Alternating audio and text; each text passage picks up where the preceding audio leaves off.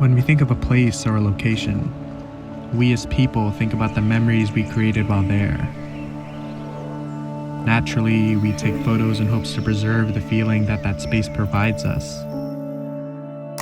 Then later in life, we look back on those photos, that location, to remind us of how we felt, what we were doing, who we were with.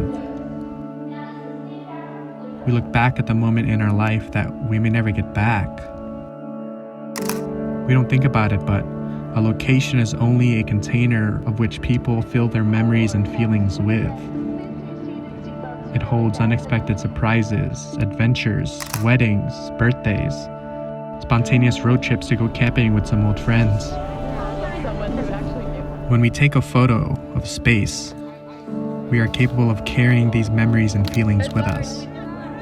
So when you gift someone a picture, you not only gift them a moment in time, but a remnant of a place, a memory, a feeling. I kind of have a feeling I know what it is.